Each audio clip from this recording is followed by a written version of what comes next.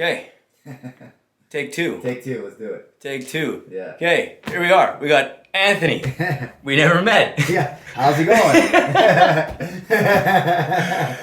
So yeah, let me hear your story. Yeah. Shorty told me you were a badass. Sounds good. And I kind of heard some of it, and it was pretty great. Sounds good. Yeah, I'll start from the beginning. Take two. Action. Action. Right. So, small town, Alberta. Beaumont, that's where I grew up. Yeah. My parents split up when I was 10 years old. And me, my mom, and my sister, we went to Edmonton. Yeah. And my dad stayed in Beaumont with his new girl, his new wife, who he's still married to. Gotcha. And obviously, I'm on the podcast to talk about my crazy story. So yeah. I'm gonna kind of segue into my drug addiction and homelessness and all that kind of stuff. And part of that was, if I looking back, is the breakup of my parents. Yeah. Right. So as I was explaining earlier, the home is something as a kid that you think is unbreakable. Right. There's absolutely. You might get bullied at school or some shit happens with whatever, the weather, politics, the Oilers lose, whatever. Nothing is certain, but your family is certain, right? Absolutely. So at a small, young age, at 10, I realized that that's not true. It's not like it can be broken. The bond, the word, the vows can be broken, right? And looking back at that, I realized that a lot of problems, especially trust problems, came from that. It's like, well, it's not really real anyway. So, or someone says I promise, I'm like, do you fucking even know what that means? Even to today, I'm like, if someone says I promise, I'm like, what if you get hit by a bus? Like, sometimes I can be that cynical asshole, right? Yeah. But it's kind of stems from that, right? Right. And when I moved to the city, I was lucky to get into good schools. My mom, well, not lucky, she purposely put me in the good Catholic schools. And I learned good values and morals and all that kind of stuff. I had really good friends, and my friends weren't like, doing drugs and all that kind of stuff. And then fast forward to high school, and then all these different junior highs, they merged together into high school. And there's these guys that are like cool, they got nice clothes, and I'm like, they have a car that they bought with cash. Yeah. What the fuck's going on? And then there's like, I think we were talking. There's fear and respect. Yeah. And there's being loved and respected, and there's being feared and respected. Yeah, exactly. And I wanted to go towards the fear. Right. Which, knowing me now, is not, that isn't me. I just wanted it to be me. Like it's like I watched too many gangster movies or something. But I also looked at the respect these guys were getting. I liked that kind of like, that fear, like, oh shit, there goes Anthony, or oh shit, there goes Ryan, or whoever. Well, that's the whole point is like, I think as a guy, the only thing that really matters is if you're respected. Yeah. To me, like, because I worked in the patch, like, that's the foundation. Like, being liked is always second to being respected. 100%. So however you do it, by being feared, or by being useful. Yeah. But as the respect is the hierarchy, that's the pinnacle. That's the pinnacle. Number one, right? And I started to go that way. And the first time I saw drugs was when I was in grade 10. I saw crack. This guy had it in an Altoid container and showed it to me. And he's like, basically, he's like, with this, I'm able to buy everything. He's like, so, and man, 50 Cent was out. It just came out, like 2005. 50 Cent, G-Unit, The Game, all that stuff. Everyone was rapping about slanging and shit. Yeah. And it was like, everyone's kind of driving like this. And you want to be that guy, man. That guy, like fucks people up and has knives and shit. And that was me. I was always fighting. I always had knives. I always had brass. You had knives? All the time. I always brought them to school. What? That's hardcore. Yeah, I would bring it into school in my pocket, and just in case. Or it was mostly for show. I doubt I would stab someone, but I would probably for show. Flip it out, and people, oh shit, that's crazy. I love that stuff, right? Like, it was fucking retarded now I think about it. But, this guy's badass. Yeah, exactly, man. So, luckily, I'll say again that I got in a fight. Right. And it was my last one that they let slide. Suspended, expelled. And it really hurt the guy. Like, I knocked him out. Yeah. And it scared the shit out of me. I'm like, this guy's fucking dead. Right. And so he got up. I actually helped him up, kind of walked with him, and I felt so remorseful. I'm like, this isn't me. I'm not that guy. Like, some of these guys will like jump on him again and kick his head or something like that. I'm like, I'm not that fucking guy, man. Clearly, with that what you did after, Yeah. You weren't there to... No. I'm like, I gotta stop eating. Good reason, too. The guy kissed you. How dare he? Yeah, he kissed my freshly ex-girlfriend. We were broken up, not even 24 hours. Yeah. Had to hit him. You had to. Pretty sure it's in the Bible. It's the 11th command. It's written. Exactly. So, shall be written, shall be done. Exactly. So, yeah, just dumb, young testosterone stuff. And Yeah. But yeah, after that, I connected with my dad again, because after the split up, we didn't really talk. Yeah. My choosing, not his. Right. I didn't want to talk to him. I didn't want anything to do with him. In my eyes, he ruined my family, which he did.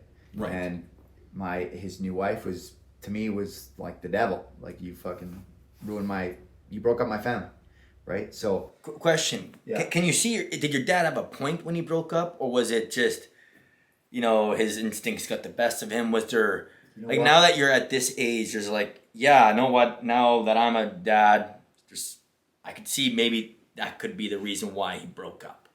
Yeah, I could see his reason through his eyes, but not through mine. Ever. Gotcha. Yeah. Okay. Yeah. Like, I'm not gonna ruin my family because of some other woman, no matter how much the lust and temptation for somebody else would be, even though that's just not in my DNA. It's not gonna happen. Gotcha. I'm gonna make sure that's solid. So, that's the hard lesson I learned from him, right? But yeah, like, through his eyes, I understand. Like, we just maybe fell out of love with my mom. There was this new person that gave him obviously some attention that my mom didn't give him, and he acted on it. And I don't fault him too much, because he's still with her 20 years later. Yeah. In love, I've never seen him fight. Maybe he just got married young, which he did. High school sweethearts. Like, I don't know any high school sweethearts now. Like, I don't know any. Like, that are our two age. or three that are still... They're going to break up tomorrow, probably. Yeah. But, yeah, so it's like, the empathetic part of me sees what happened there. Yeah. Like, as a kind of a black and white scenario, but that's never going to happen with me. Gotcha. Right? So, I just kept him at a distance, and my mom actually was the one that reached out to my dad to talk to me, be like, this guy obviously needs a masculine figure here. Yeah. Like, he's got to put him back in line. And also, I just walked all over my mom, because I wouldn't go to class. Like, I would go to gym. I got like 98% in gym. Like, you know what I mean? Fuck yeah. But only because they didn't give 100. Right. And then, like, science was 0. Like, I just didn't go. Right. So finally she reached out to my dad. I was like, you got to talk to this guy. And he kind of did not a scared me straight, but like this is what you're doing, and this is where it's going to bring you. Right. Black and white. And I was like, you're right. So when I got expelled, I went to go work for him as a laborer for Clark Builders. You work? Oh, so he is a foreman or a superintendent or something? Superintendent. Gotcha. So he had some pull. Great timing, because at that time they had a program with Stan Daniels, a halfway house. Okay. So there were 60 men that were just out of prison at a halfway house, and they did all the laboring, and 60 men that were in federal prison plus me. So they probably say, hey, they sort your shit out, buddy. Exactly, man. They were all I don't know why. It was like I don't know what your faith is or anything, but it's God. They're chaos. Like, I don't know which. I just know there's something bigger than me. Yeah. So for me, Catholic, Christian, Gotcha. Yeah, Roman Catholic. So, like, by God's design, he was like, this guy needs to work with these guys, and these guys all, for whatever reason, they just took me under their wing, and they didn't know that I was the boss's son. I was the only one that didn't have his last name on his hard hat. I didn't want any part of that. Right, I wanted to make sure that it was like through me. Even when I went home with him, because we lived together at the time. That's the other thing I missed out is I moved out of my mom's house to go live with my dad's, just to get like fucking sorted out. And as well, my mom remarried to a guy that I hated. So my house was fucked. Like, there was no that whole home that shattered. It was like I went into another home that was like they're fighting all the time, and my mom's having anxiety attacks all the time. I had no safe place. Right. So you're going, yeah, man, it's brutal. Yeah, it's brutal. Like, living with my blood pressure up at all times. Like, you're kind of like scared all the time, almost, in a way. Yeah, right? I know the feeling, bro. High stress. Yeah. So it wasn't good. And these guys took me in under the wing, and most of them were like, if you keep going this way. Like one day, one of those guys isn't going to get up, or the guy's going to beat you to death, or he's going to have a gun, and you know, all these scenarios. Yeah. And you know, most people that come in and talk to us in a school, like a guest speaker or something like that, they got a button-down shirt and like a suit or whatever, and they're like, "Don't do this." It's like pencil neck dicks. They are pencil neck dicks. No one listens to that shit. No, you need someone that's experienced life. Yeah. Where you can feel it on them. Yeah. It's just like, yeah, man, I fucked up. Like I went to jail. Yeah. Jail's not fun. The guy that talked to me, his name was Shark. We called him Shark. He filed his teeth. And he was fucked up, man. He was so fucked up. And he's like, he got in a fight at a bar. Do you remember Iron Horse? Kind of. Yeah, it's like MKT now. Yeah. I'll fight up. He got in a fight there, punched a guy, killed him. He was a drum heller for he also had drug charges. Like he had a warrant out for his arrest. Right. But he also got in a fight and killed that guy. So he got like almost 10 years or something like that. So he was like, it's like listening to those guys say it, it's like, this is real. Listening to some motivational speaker come in, it's like, bro, you don't even say you went to university. Yeah. You've never tried drugs in your life. It's just shit. You probably say you do weed. You know what I mean? Like you don't know what you're talking about. Just to decompress. Yeah, exactly. From your stressful life. Yeah, exactly. So I got those hard lessons, right? And it was good. And so you basically, you weren't on the streets yet. You weren't fucked up. You got your educational lesson. Yeah. At what was this, like 18 then? Grade 11, so 17. 17, gotcha. Yeah. So I went quite the opposite. I got super disciplined and determined, and there's like it's a high level hockey I wanted to play, and I tried out and made the team. Like I always worked out. I was like, I just changed. I changed for the better. I'm interested. So when you're a mom, you're a punk. Yeah. And dad was just like, yeah, none of this is acceptable. Did you ever get out of line? Your dad put you like right back into it, or I never got out of line. I didn't dare, and it wasn't because of fear. It was because of respect. So my dad did the respect and love thing. I was never afraid of my dad, but he talked to me in a way that actually spoke to me. And you'd be scared of disappointing him for some reason. Exactly. And you hated it. It's such a weird combination. You're mad at him, but you don't want to disappoint dad. Exactly. So it was like, it was, it's kind of inconceivable to explain. It's hard to explain, but however he did that, he did it.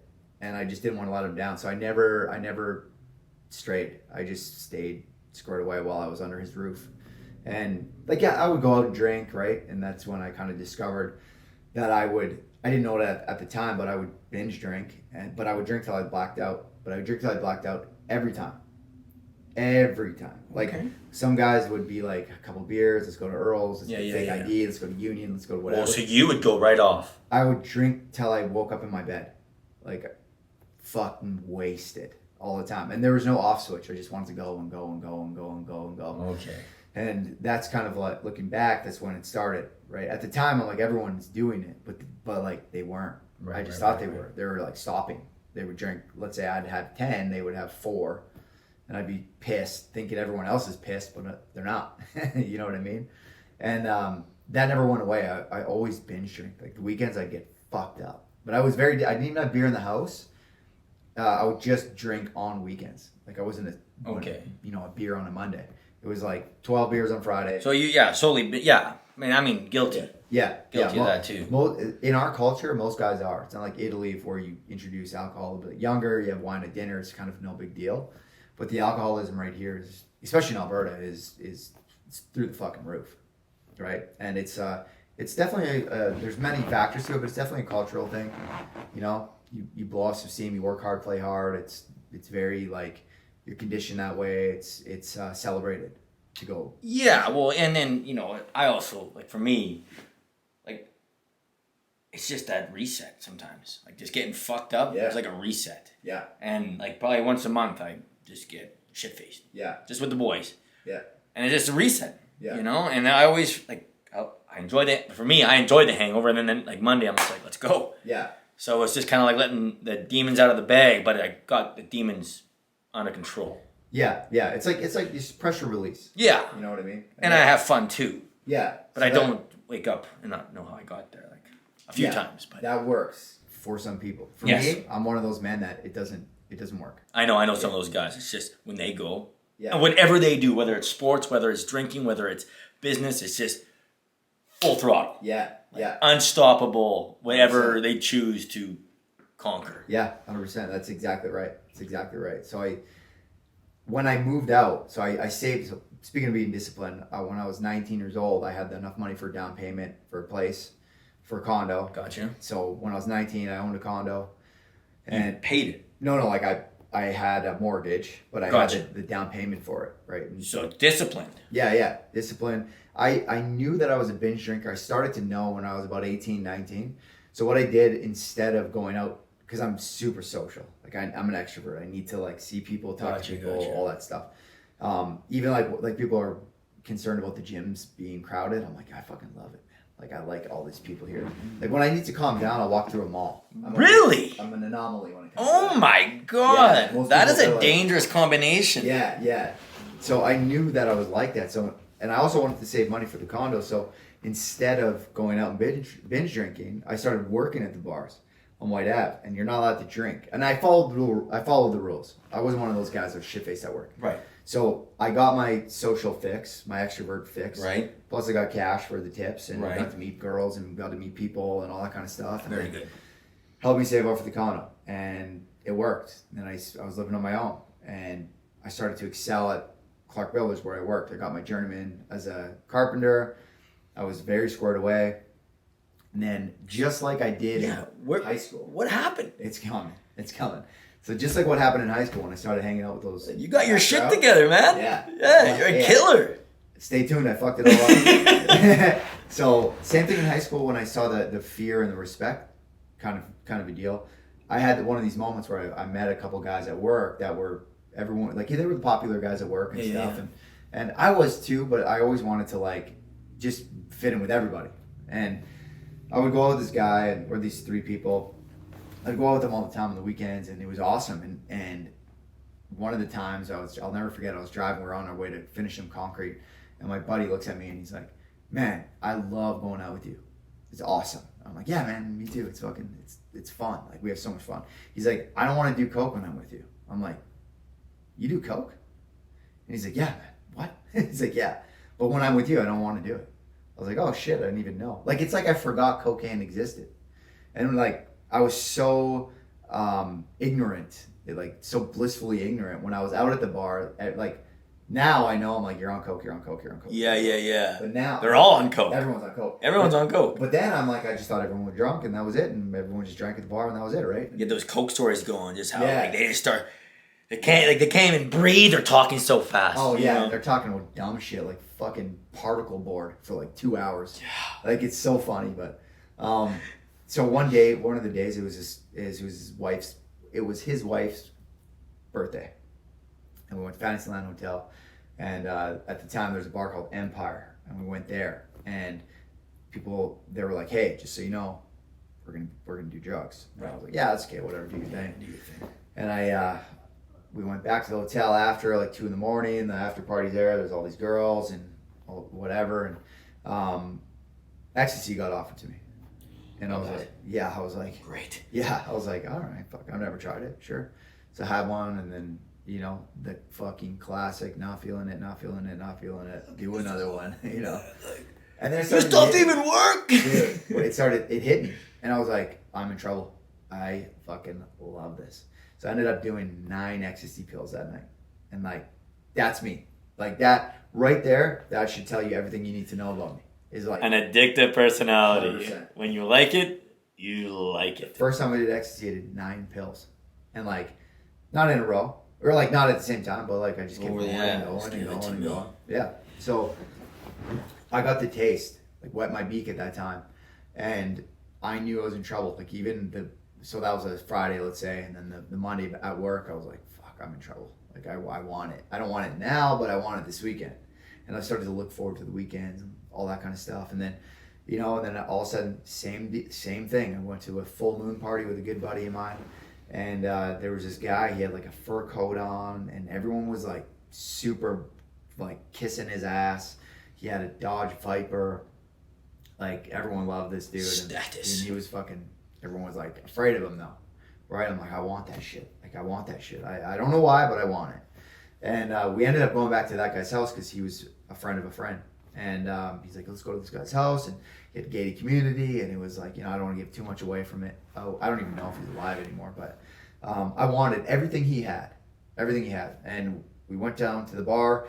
Big mountain of coke, probably a couple ounces at least on this thing, and all these girls are coming over and they're topless and they're doing bumps, and I'm like, what the fuck is going on? This is crazy. The greatest thing ever. This is like, I'm in a movie, right?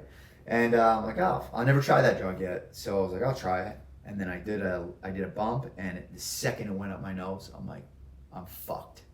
I love this shit. I'm a god on this. Like, this is unreal. And so began my weekly, every weekend doing coke. And I very quickly went from the guy that used it to sober up while he was drunk, like do a couple bumps and you're like kind of okay, to let's drink a 2-6, do a line at 6 a.m., get more, do line. Like, I was like... So yeah, I know we have the same guy, the Patch. It's just... Yeah. He'll drive 2 hours to Edmonton to get his dealer to drive back 2 hours. Yeah. Do blow all the way back. Just to do blow. Yeah. After 2 beers. Yeah. It doesn't matter. The mission changes. Like, whatever mission you had that day is completely gone. It's eradicated. When that little devil shows up in your brain and is like, go get coke, you're fucking doing it. You're doing it. Yeah. If you got to drive to Lloyd, you'll do it. If you got to drive to fucking Ecuador, you'll do it. Like, fucking right. You know what I mean? That's where that comes from. Yeah, exactly. Yeah, you're gonna love the Ecuador. Yeah. So, yeah, it just ran away, and I simultaneously, right, before I got too far away, I started my own company.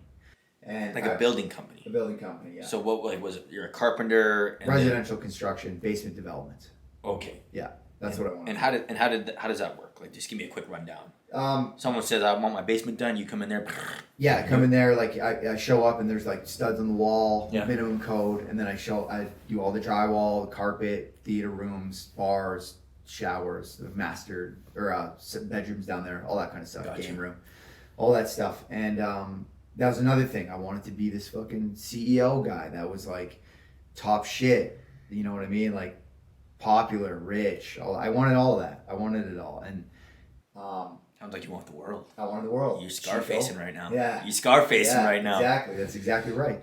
And yeah, man, I wanted the look so bad that I didn't focus on the thing. So a lot of people, especially in this day and age, they want the accolades, the rep, and all that kind of stuff without doing the work. Like, people want it's called debt. Yeah, exactly. It's called debt. Exactly. It's like such stupid.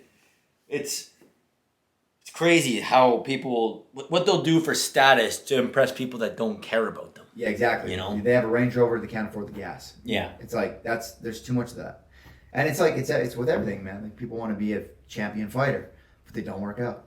People want to have the rep of a top CEO, but they don't know anything about business or all that. You know how many years it takes? Oh yeah. You know how much you know how fucking hard it is? Yeah. Like, I after like 7 years of like saving and not spending money. Yeah. It's like finally I saw like a little bit of a crumb of like effort. Yeah.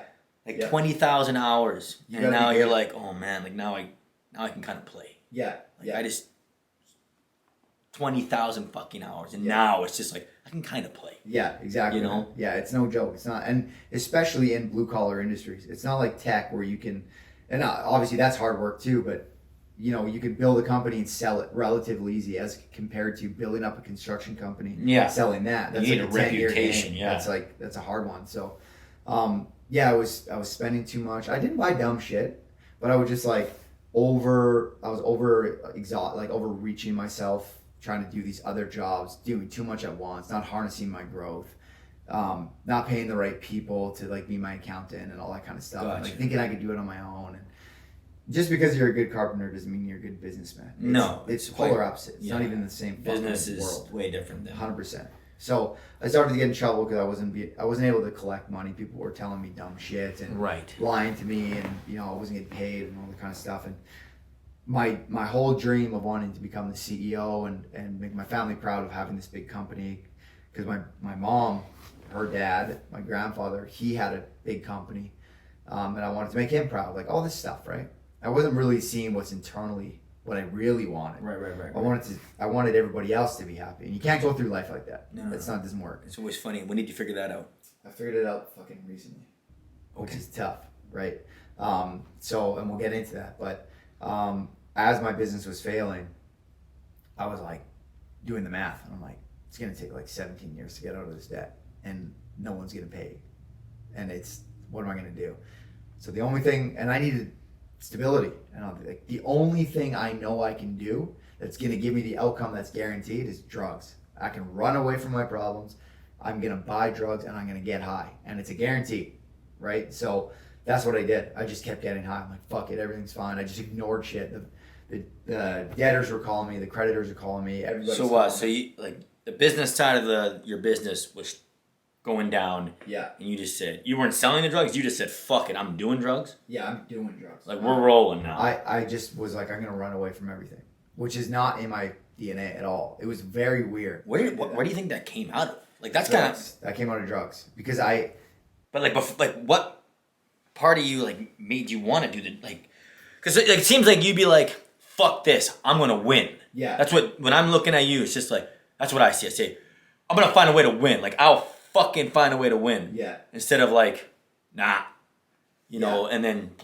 Yeah. So, I think what happened with me is, I let I let social pressure get to me, first of all. Okay. When it comes to trying drugs. Right. And then at the same time, I let a small defeat define me.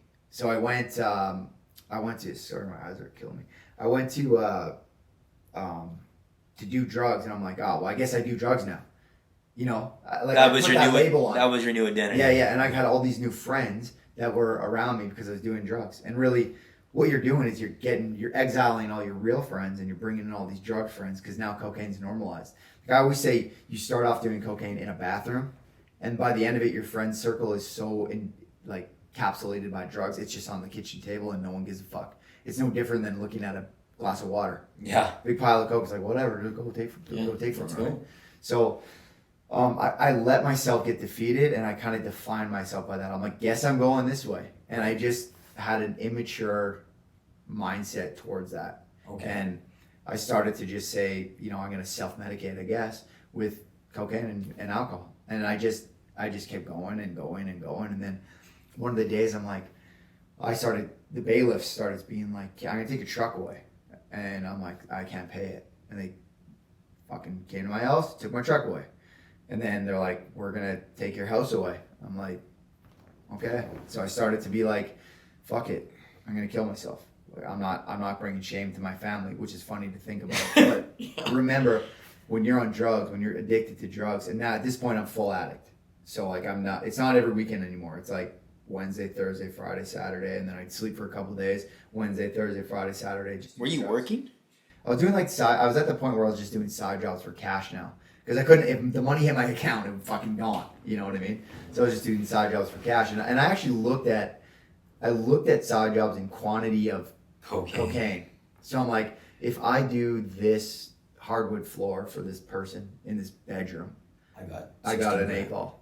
Okay. Yeah, or 2, whatever. Did you do good work still? I did good work. I was proud with that because I knew my drug training would finish if I got bad reviews, right? So in my head, which wasn't my brain anymore, like as you become an addict, it's like the devil is hijacking your brain, and you start making, you don't just go like try drugs, bang, you're a drug addict. No. It's like you try drugs, and then there's like little defeats, and it's just like it's like death with a thousand cuts, yeah. Right? And yeah, at that time I wasn't thinking rationally, so I was like, I'm not gonna tell my parents and my family that I failed my business.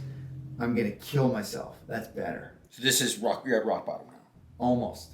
I'm almost there. So okay. Rock bottom, we'll get into that, is I knew I was losing my condo. They were like, it's indefinitely. You have 10 days to vacate the property, and then you're technically trespassing because it now belongs to the bank. Right. And we're gonna throw you out. Huh. So I was like, okay. And at the time, my family was wondering what the fuck was going on with me, because I went from 210 pounds working out like a bodybuilder to 150. They're like, what's going on? And I'm like, stress and whatever. Some bullshit. Whatever lies you can conjure. Whatever, yeah. Master liar, man. Like it was, addicts are good at that. And so anyhow, I was like, all right, well, fuck it, I'm going to kill myself, right? And my dad and that side of the family, my stepmom and my 4 stepbrothers and stuff, they went to Hawaii. And I'm like, yeah, I'll be there. I'm going to go. I got my passport and all that kind of stuff.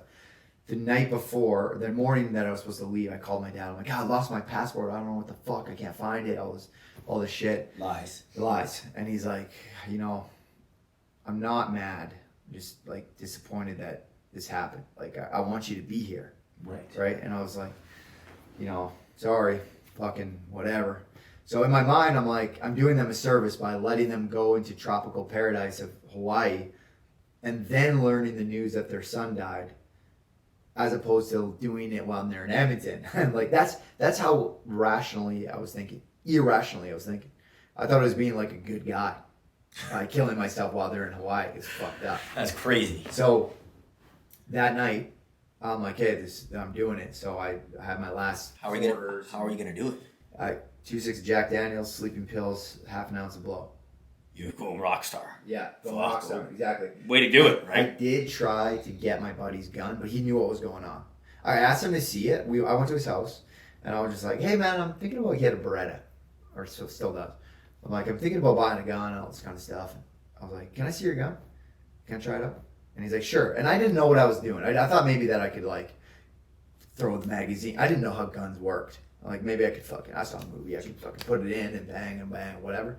But he was, like, a responsible gun owner. So he opened the safe, didn't let me look inside, brought it out. Here, this is what it looks like. And there's, like, the tag goes through the muzzle. Out where the clip goes, there's a lock on it. And I was like, oh, cool.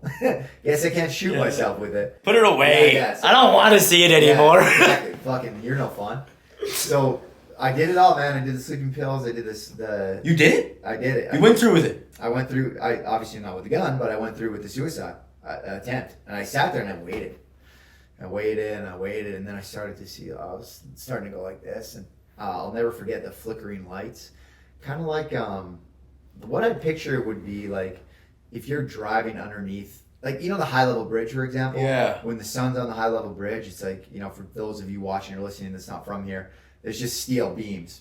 It's essentially all the way. Yeah. And it's just like light hitting your face, light. Right. It was like that. And it was just like, feel like I was in Tron or something. And then I felt like it was it. Like, this is it. This is my kind of moment where I leap off the figurative cliff. And there was like this eminent light in the corner of my room, of the living room, and that's where I used to kneel when I used to do like 3 or 4 grams a day. I would be paranoid that the cops or some drug dealer was going to come into my house, so I would sit there with a baseball bat until I would drool. Like, I would just sit in there. I would just be fucking staring at the door for hours, and so that corner was very triggering for me. And I was looking at the corner, and there was just like this just light. And it wasn't shaped like a man or a person or anything like that. There was just light over there. And I knew that I wasn't going to die. I'm like, I did enough to kill a horse, a Clydesdale horse, and a bear probably. Like, how many pills did you take? It was one of those those packs that you break. So I think there was probably 4 in there, something like that. Plus, most of like the probably did just over a quarter of blow, and a full. Like, I basically chugged the 2-6, and I just knew that I figured I was gonna die. But then at that moment when the light came, I was like, I'm like, all right, I'm not gonna die. Like, I'm here for a reason, I didn't think that instantly that I was here for a reason, but I was like, this isn't gonna work. It's just a moment of enlightenment. Yeah, so you think, and then I was like, okay, and I denied it. I felt like shit for obviously like days. And I denied that I just got saved by Jesus or God or the source or whatever. Yeah. And I was like, okay, well, I'm still gonna kill myself, right? So, on like day 5 of that come down or so, all right, I'm just gonna like cut my wrists, and this is it. So, put the knife on my wrist, And then I was like, all right, so I gotta go like this, and then yeah. Yeah. So. Man. Yeah. So I put it there, and then I was ready. You know, like you ever been in a fight? Oh yeah. You know, right before you get in a fight, it's on. Like it's on. Oh yeah. From your guts. I'm like, I'm gonna do it, and then I kind of was just like, and then I was like, this is stupid, and then I just put the knife down, and I was like, I don't know what I need to do, who I need to talk to, but I'm not supposed to die, so I just kind of put the knife down and was like, all right, like this is it. I got to figure out how the fuck I'm gonna get better, and we'll go from there. And a couple days later, the bailiff shows up. This isn't your house anymore. So I was like, okay. So the reason I bought the condo is it was overlooking a lake, and like a man-made lake, and I bought it for the view. And then I ended up living in that lake. Like I ended up living in the woods there. So when I left, I went to that place for two reasons. One, I could still get picked up on my dad, and he could still think I live in the condo, because I would just have to cross basically a fucking one-way road, stand in the lobby and wait to get picked up, and he'd still think I live there. And two, I felt comfortable. Like I felt like I was supposed to be in that area, and like 7-Eleven was there, Sobeys was there. This is Ellerslie, 91st Street. For those of you that are from Edmonton, and yeah, I ended up just taking the stuff, what little stuff I had.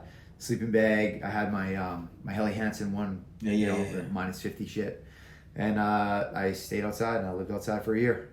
1 year. Dad never found out? No, never found out.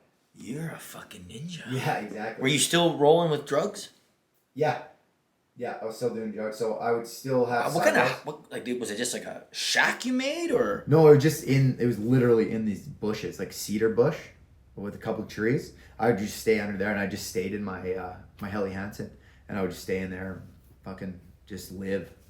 That is crazy. Yeah, and it's like, honestly, most of it is a blur, and I've kind of like, I'm pretty good at compartmentalizing my life and my thoughts, and I've just like, I got this tattoo, as you can see there, it's 2.0, okay, and I've made myself Anthony 2.0, and yeah, I don't look back. I look back for lessons like we're doing now. People are going to learn from my lessons. But it's like I took it, wrapped it in a bow, and I fucking threw it out.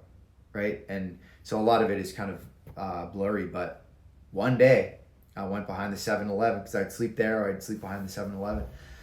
And I'd find a couple nickels and toonies and shit. And my teeth were all fucked up because of all the coke and shit I was doing.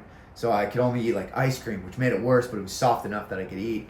So I went in there, I got my drumstick, and then I came outside, and this guy that was just an acquaintance, I worked with him at Clark Builders, he saw me, and he's like, what the fuck? And just like that. And I was like, hey man. Yeah. I was just like, I was always like very positive. Like I was positive to other people, but I was like dark within and demonizing. Right. Oh yeah, it's like those guys that are always so happy, but you just know they're fucked up inside. Exactly. They got the sadness. Yeah, exactly, man. So comedians. Yeah, just like that. I always wanted to be funny too. Like I was always like, I made a good effort for that, so then they could not like really look at me. Right. But it happened to be the day 4 of me not doing drugs, because I had no money, and people like. This homeless fucking guy showing up to build my deck or shovel my sidewalk or whatever. Like, no. How would you shower? You went to like the local. So I bought a gym pass at LA Fitness when it first opened. You could buy a whole year, and it was like instead of being like $50 a month, it was like 20. Right. But you had to pay up front. So I did that, and then I became homeless at that time. So I'd walk all the way to LA Fitness, and then I was too good to be homeless, so I'd walk all the way back to the south side. I was homeless light. I was a bougie homeless guy, So, yeah, one of the days, man, he caught me on day 4. So I sort of had my brain back, where I was like, I'm not gonna lie, I'm gonna tell him the truth, I'm gonna be vulnerable, and God sent him to me. What was his name? Can you say it? Dan the man. Dan the man, and he's Christian, still lives in Australia now, but he was like, I'm like, this is the deal. And people call it trauma dumping. I fucking hate that word. But anyways, I dumped on him, and I was like, all right, this is the deal. I lost my truck like I had a banjo or like I was a fucking auctioneer. I lost my truck. It's like country song. Lost my truck. Lost my fucking condo. Lost my health. I was married at the time. Lost her. Don't care about that. But she left. I lost everything. And he's like, oh my God, I'm gonna help you. And I was like, all right, let's do it. And he's like, you're a carpenter. I'm like, I am. He's like, I need a carpenter today. He's like, I have all the tools. I need you to do some baseboard in the shower. He was a tile setter. So I'm like, all right. And then this bathroom rather. So I installed the baseboard, and then the client paid him cash, and he's like, here you go. And I was like, no. If I do that, I'm gonna put it right up my face. And he's like, for real? And he is, dude. He's never seen cocaine. He's never seen weed. He went to Millwoods Christian School. He's pure as the driven snow. And he's like, are you sure? This is his answer. Just don't do drugs. And I was like, oh my God, you just solved my addiction. It's like world hunger. It's like, you guys should eat more. Yeah, exactly. Yeah. Little African. Oh my God, man. It's so funny. So I'm like, here's the deal. You need me and I need you. I don't need a tile setter. I need to fucking get sober. So I'm like, what can we do here? And he's like, I'm living with my buddy Chris. Come live with us. And I'm like, okay, cool, under a couple conditions. And the conditions were, I'm not allowed to leave the house for like however many, I think I said a couple weeks. I can't leave the house unsupervised. I'm going to lie to you. I'm going to tell you I have to go to my dad's. I'm going to tell you I have to go to my mom's. I'm going to tell you I have to fucking whatever. It's a lie. I'm going to get drugs. Don't give me cash. Don't give me a debit card. None of that stuff. Don't give me any of that shit. I can't have it because I'm going to buy drugs with it. He's like, all right. So I think I did about 14 days in the house. I went out to work with him and stuff. And he didn't bank my hours, but he bought me clothes and bought me groceries and all that kind of stuff. And I was happy to do it. I cried pretty much every day, tears of joy that I was back on my feet. And I went from 150 to like 170 relatively quickly. That's quick. Yeah. So, but week 4, I met the girl that I'm with now. And she's like, I realized that if I tell the truth all the time, nothing but good comes from it. It might be uncomfortable at first, but nothing good. Yeah. Only good comes from it, rather. So we were at Block 1912. My buddy owned it at the time. It's a great place. It's awesome, man. Yeah. And we sat there, and she's like, all right. It's kind of like what you did. Tell me all about yourself. Yeah. And I was like, I was homeless. Technically, I'm still married. I have no place. I love cocaine, baby. Exactly. Woo! Yeah. I'm not successful now, but I will be. Yeah. And she's like, all right. And then I'll never forget. She ordered a tea, and then she's like, I need wine. So she like had some wine, right? And to deal with it, and then she just saw it in me that I was like gonna be great, I guess. Right? Yeah. She saw my personality or my soul or spirit or whatever. And I just started to get better and better and better. And me and Dan ended up starting a business. And now I'm back to that 19-year-old full of testosterone, piss and vinegar guy that wants to be successful. And that's exactly what we did. We built a company. We started off doing a bathroom renovation, and by the end of it, we were doing jobs that were like $100,000. Can I just get a time zone? So 19, you worked at Clark's. Yeah. And then from 19 to when did you start going down? Like 23 or 22. And then how long were you down for? Like 3 years? 2 years? Yeah, 2013 to 2008, 2016, I was fucked. So 3-4 years. Yeah. Just an absolute write-off. Yeah, and then for one of those years, 2015, I was homeless. Gotcha. Yeah, worst year of my life. You know what though? I always find out, like, when you do fucking hard shit, because that's hard, man. Yeah. When you do fucking things that are like, when you remove everything that's nice, yeah, man, you could lose everything, Anthony. Yeah. What else can someone do to you? Yeah. What else can I just had some pretty big accomplishments. So I moved into a trailer without running water and without a shitter. Yeah. For 6 months, just this summer. Yeah. And It just proved like I could lose everything. Yeah. Absolutely everything. It's like, no, it doesn't matter. You can take everything away from me. Like, I don't need it. I don't need anything. Yeah. Fuck you. It's quite the anomaly to be rich as fuck. Yeah. But also be poor as fuck. Yeah. Like, because now you know. When you're rich, you don't need anything. No. Because you're rich. You don't fucking need anything. You can buy whatever you want. Whenever you want. And then when you're broke as fuck, you don't need anything. If you can survive. You know what I mean? They're related but not. You know what I mean? It's like one has abundance, but one has an abundance of things and items and all that stuff, and one has an abundance of soul and spirituality. Yeah. And just knowing that you can survive. You technically don't need anything. Man. Food, water, shelter. Yeah, I just needed my gym, I needed some good company, and I needed my food. Exactly. And I do like to have a roof. Yeah, exactly. Right? Roofs are nice. Roofs are nice. But I went to the Hardesty to go take my shower.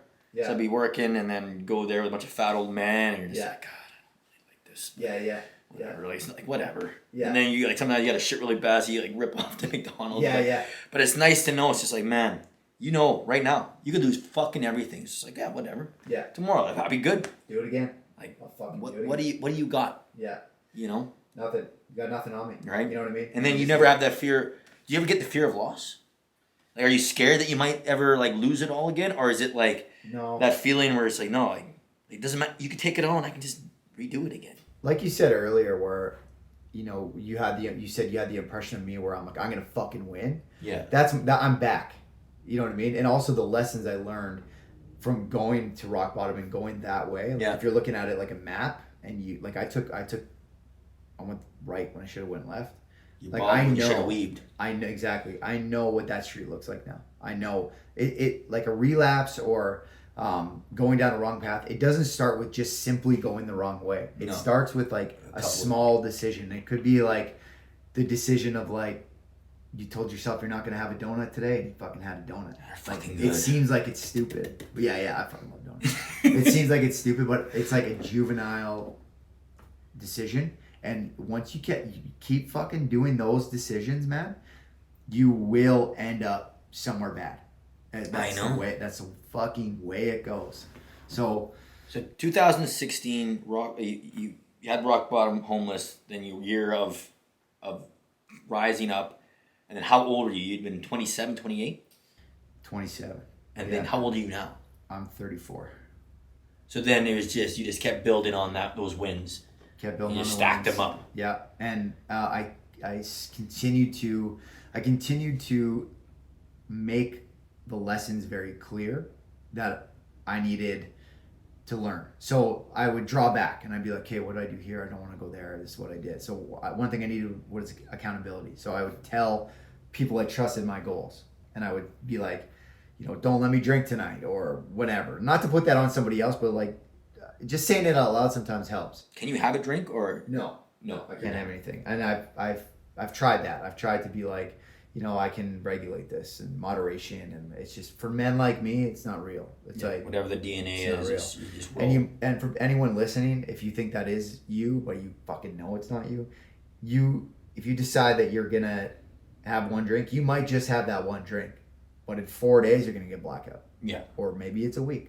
Who knows? Yeah. But that's just the way men like me, that's the way it happens. So, yeah. So, I guess, going back to meeting the girl that I'm with now, she just like, she helped me raise my standards and just like, she showed me her family, and her family is like something I've never seen in my life. Like, it's like a family that like loves each other. They're all like interwoven. They're friends. They're like, go on trips together, like all that stuff. And we weren't like that. It was like, first of all, it was a broken family, and second of all, we just weren't. It just wasn't a thing, right? So me and my mom and sister went camping all the time. That was awesome. But like having my cousin and my aunt and my Zia and my Zio and all that kind of stuff coming over, it wasn't a thing, right? So I got to see what it was like. I knew like a real strong, nuclear, warm, loving family. Exactly. Yeah, and I. Me and my business partner at the time, Dan, the guy who saved me, he had his flaws, and he had a bit of a, he kind of thought he owned me because he saved me. So there was kind of like that type of dynamic. Oh, so it went hierarchical on your ass. Yeah. So didn't like that, obviously. I was grateful for him and all that kind of stuff. But he also wanted to stay small, which is fine. I wanted to go on to bigger and better things. So we split up, whatever, it's all good. He ended up moving to Australia anyways. And then I started my own company.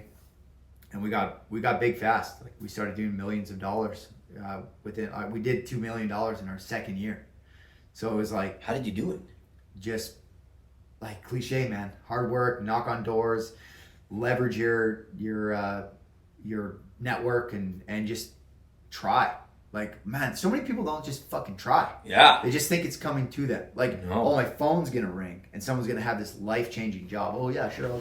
No, it doesn't work that way. What kind of construction did you do? Commercial renovations. So we built restaurants and tenant improvements and all that kind of stuff, and it was great, right? And we're making good money and things are going well and all that stuff, and I'm like, fuck, man, like I'm not where I need to be. I'm not. So you didn't want to stay in construction? Yeah, there's something tugging at me. And man, I know. Yeah. It's like you got that. You're just like, man, like this isn't. There's gravity pulling me this way. Yeah, and there's only so long you can ignore that, right? And it's like it kills your soul if you ignore it. It kills you. 100%. It kills the spark. So case in point, I sold the job single-handedly. Like I had a business partner, but I did the sales and I did all that type of stuff, and as well, and I was a superintendent and all. I did kind of every role. Yeah, really, but. I'm like, we just landed a $2.1 million job. And I don't give a fuck. Right? I'm like, what's going on here? So rewind to the moment when I was in my old condo and I saw that light. And I was like, I don't know what's going on, but I'm going to show other people that it's possible to get out of this. Yeah. And one of my favorite sayings that I don't even know. There's a saying in the Bible. Let's use that. Like, it's easier for a rich man to get to heaven, it's easier for a camel to pass through the eye of a needle than it is for a rich man to get to heaven. It says that in the Bible. So I kind of took that saying. I'm like, I thought it was more likely for me to jump to the moon than it was for me to get sober. And I thought that like it was a fact. Like 2 + 2 is 4. It's a fact. And the fact that I got sober, I'm like, I got to show other people that this works. You can do it. So, cut to today, that's what I'm doing. Sobriety coaching. One-on-one sobriety coaching. Helping men just crush alcohol. But not only just that, it's like there's nutrition involved, there's fitness involved. Like, I don't want you to just become sober. That's my issue with a lot of these traditional ways of getting sober.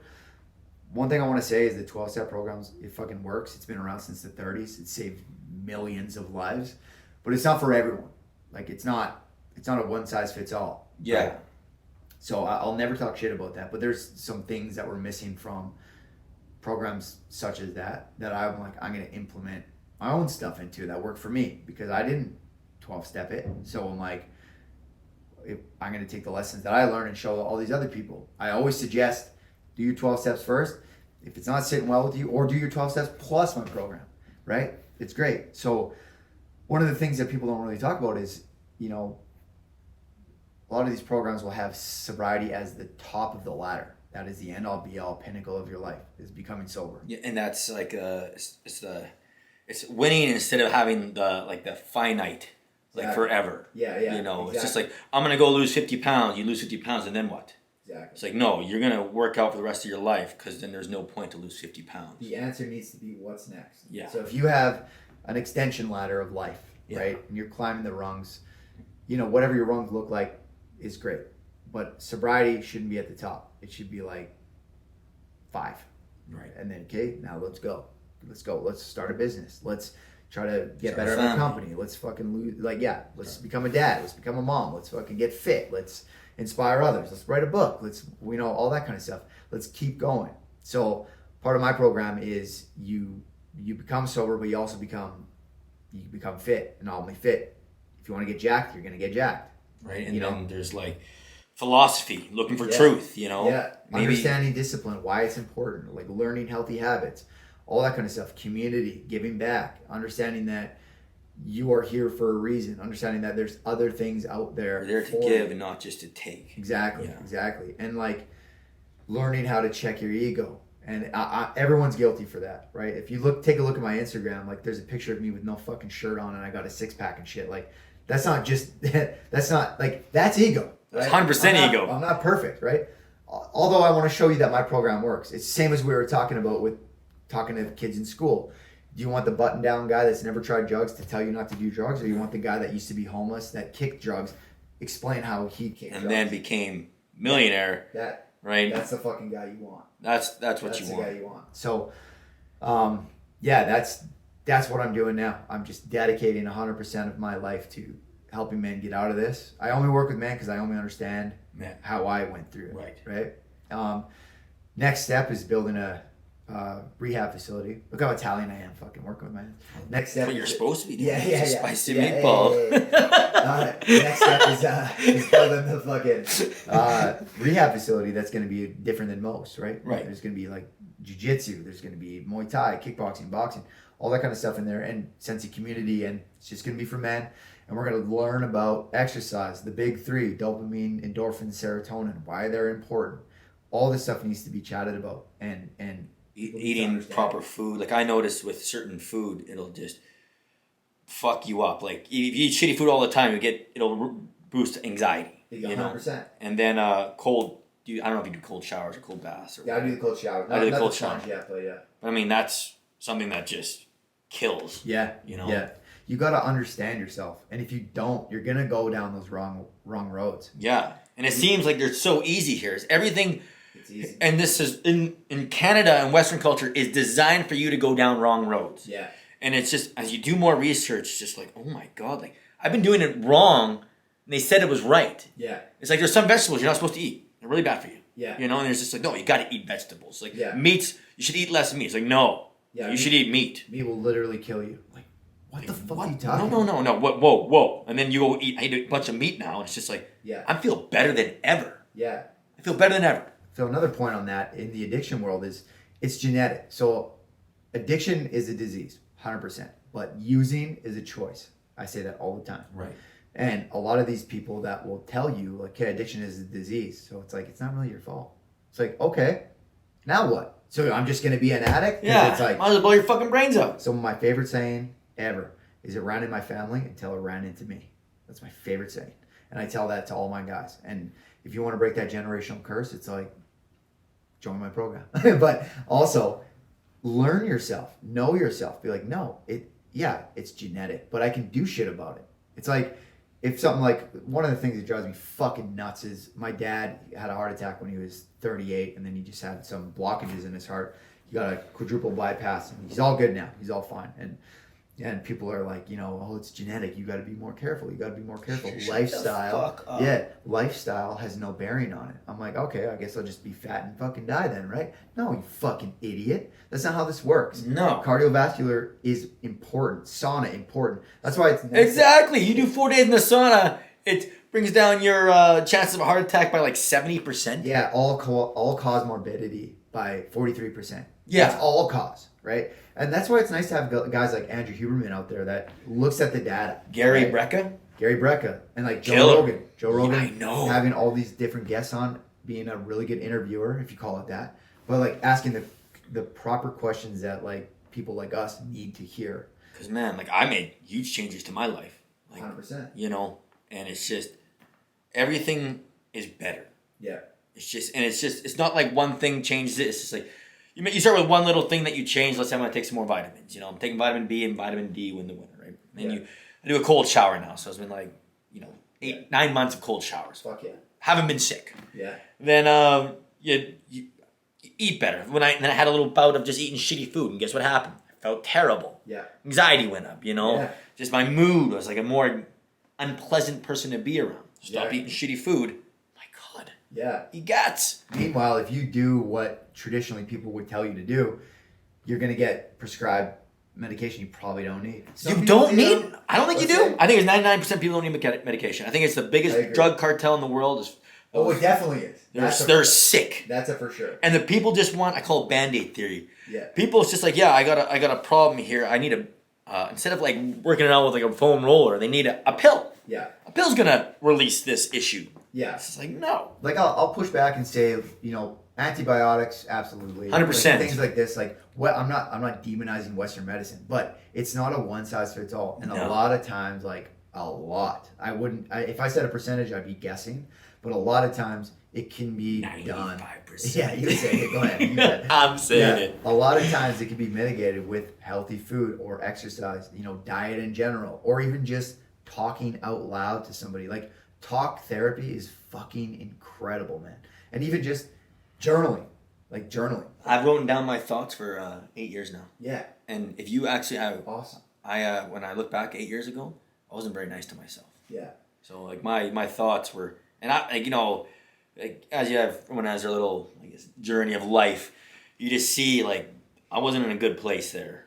Yeah. And look how I spoke to myself. Yeah. And then now it's just like, yo, man, like, this is what happened. I didn't like what happened. But that's all right. Because now we learned this lesson, and this is what we got to do next time. Yeah. Is way different than saying, I'm so fucking stupid. I let it happen again. Why are you so fucking dumb? Yeah. It's a very different way to communicate to yourself. Yeah. And yeah, I got 8 years of logs. That version of you would probably start going the wrong way, right? If you continue to talk to yourself that way without learning the lessons. Well, I was more of like I drink a whole lot less now, and I do a whole lot less drugs. But what I'm saying is if you were continuing to be like, I'm stupid, I'm dumb, blah, blah, blah, and then you don't have that corrective behavior because you journal and you get to see it, you don't have that corrective, you have the gift. You can see it. Exactly. You have the gift of correcting it, right? But if you don't write that shit down, you're just always talking to yourself negatively. Your spirit doesn't know the difference between sarcasm or not. And your spirit doesn't know the difference between if you're joking, being mean to yourself for real or not. Or you know what I mean? Yeah. So if you're speaking out loud, I'm an idiot. Guess what? You're an idiot. I know. You're gonna get more of that. Bruce Lee said, "Never talk poorly about yourself." Yeah. Because your body's always listening. Yeah. And honestly, when I pay attention, when I hear someone say that, it's just like, man, you shouldn't. Yeah. Like, you really shouldn't. How about like, do you notice as a guy, like, because clearly you've been through hell. When you were in hell, did you find like you had no support circles, or you just chose not to take them? Or because I find like there's one thing I found out about being a dude, and a lot of people on the internet say it, but we're basically worthless unless we create value. You know what I mean? Like we literally have no, like, I know so many guys that aren't very useful, and they're just treated like absolute trash because they're not useful. Yeah. And I completely agree with this, because as soon as I started bringing more value to humanity, it's just like you walk differently. And if people don't, and you make sure people treat you well, because it's just like, you're gone. Yeah. You're not going to exist in my life if you're not a positive influence here, right? But I know it's brutal as a dude. I don't know. Did you have that problem? Did you have when you went down there, they're like, yeah, he's down there, whatever. Yeah. Other than for Dan. It was a little bit it was kind of a blend, because I kept people at bay. Like, my family had no idea what was going on. My mom lived up north. Right. And my dad he just thought I did have colitis, but like he thought I was losing weight because of that. Right. And they didn't really look into it. But to be completely honest with you, man, if my son was going through that, there'd be absolutely there's no chance that would happen, because I would investigate to the nth degree as to what was going on. So I felt let down, but at the same time, I'm very much a extreme ownership guy. So like, it was all my fault. I made those 100%. Decisions. It's all my fault.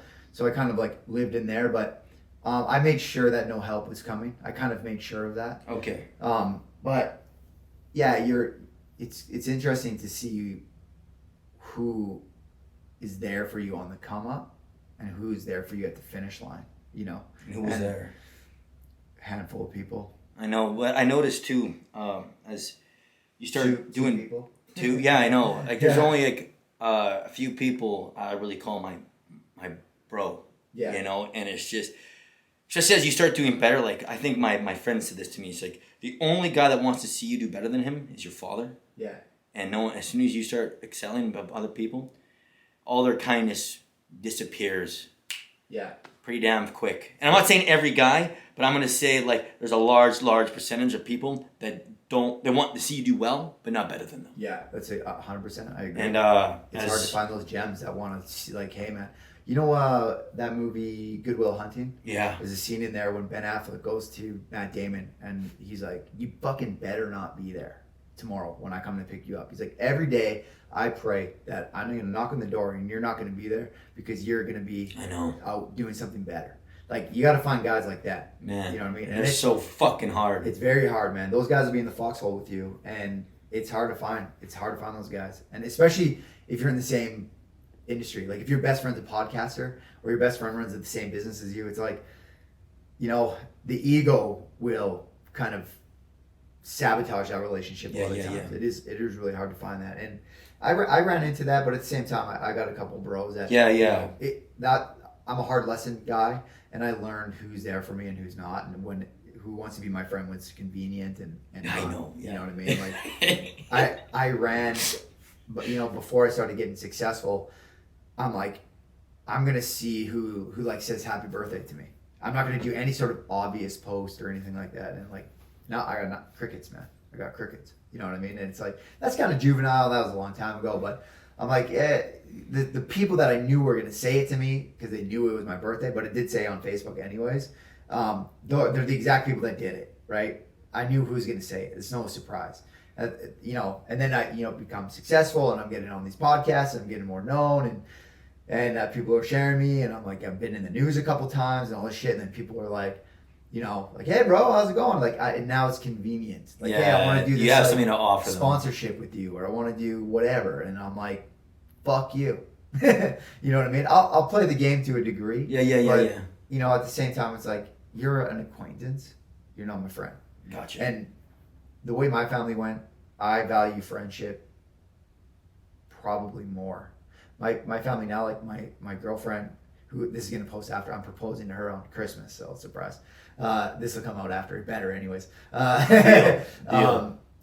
Me, her, and my son Nico, that's like, nothing's tighter than that, right? Besides that, friendships are like just like blood, man. Like, you get to pick them, right? They don't have to come get you. They want to come get you. Yeah. They don't have to live like ride or die with you. They want to ride or die with you. Your cousin has to because your fucking mom is brothers with blood, you know all that shit, right? But it's like, one thing I learned from all of this is like, the friends that were with you at rock bottom, the friends that helped you, like, treat them like gold, and don't treat them like gold because you want something. Do it because you're doing it because you love them. Yeah. Right? That's probably one of the reasons I'm successful now, is because of that. And that's just like a cool side effect.